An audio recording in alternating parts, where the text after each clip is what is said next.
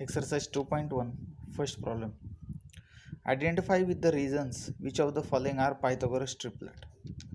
So first problem 3, 5, 4 is given to us.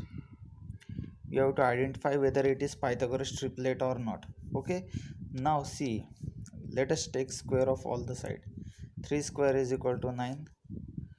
5 square is equal to 25. 4 square is equal to 16. Okay.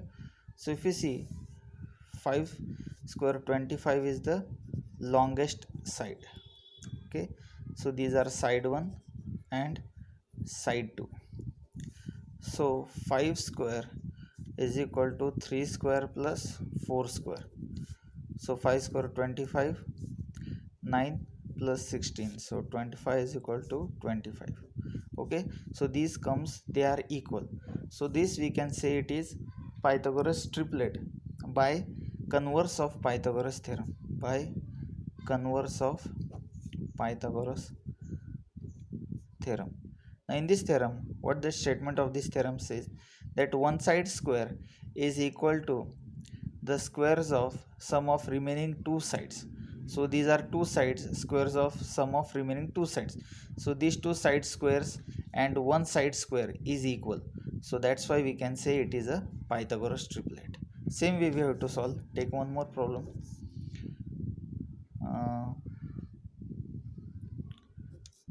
Second one, 4, 9, 12. Okay, take the square of every term. 4 square 16, 9 square 81 and 12 square 144. Take the longest, that is 12 square is equal to 4 square plus 9 square. So 144 is equal to 16 plus 81. So this we can say left hand side is not equal to right hand side. So it is not Pythagoras triplet. Okay, so this way we have to solve the problem.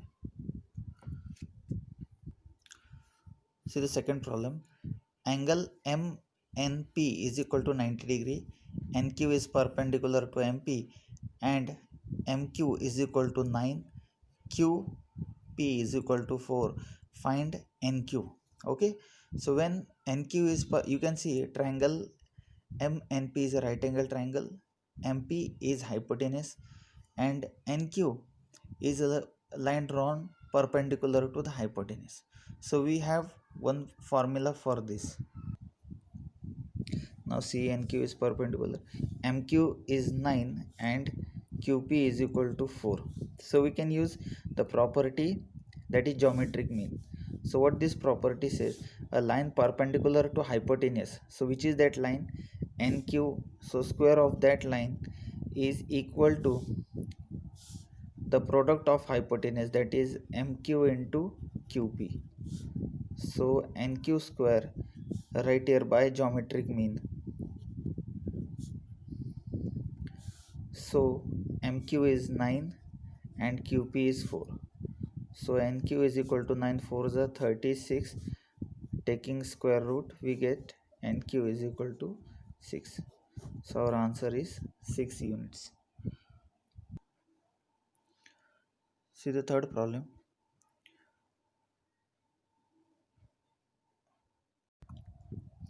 From figure, QPR is a right angle triangle. PM is perpendicular to QR. If QPR is a right angle, QR is your hypotenuse and PM is the line which is perpendicular to the hypotenuse. So now we can use same property, that is geometric mean property. By geometric mean, what we get, see, PM square is equal to QM into MR. QM into MR. So insert the value, PM is 10, QM is 8 into MR. So 100 upon 8 is equal to MR. So therefore you will get MR is equal to, so MR you will get after calculating 12.5 units. So we get MR as 12.5. Now they had asked us to find QR. Okay, So QR is equal to basically QM plus MR. Okay, so QR is equal to QM is 8 and MR is 12.5.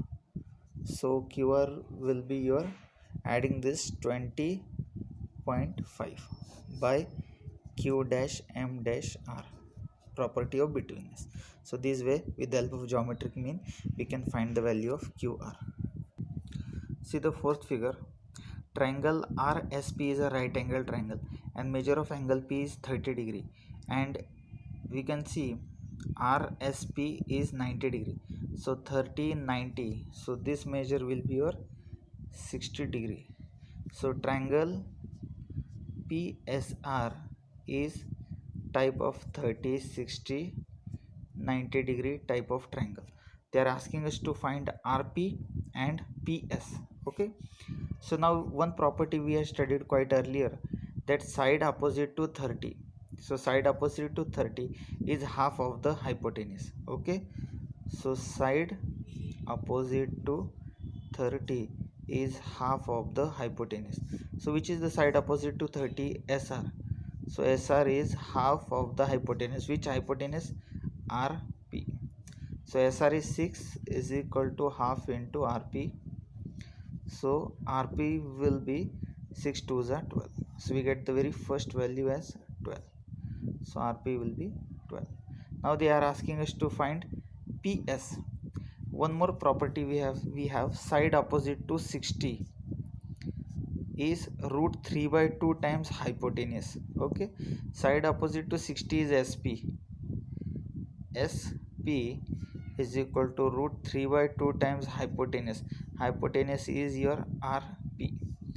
So SP is equal to root 3 by 2 into RP is 12. 2 6 is 12. So SP is equal to 6 root 3. You can write SP or you can write PS, it is same. So you get both the values, RP as 12 and SP as 6 root 3.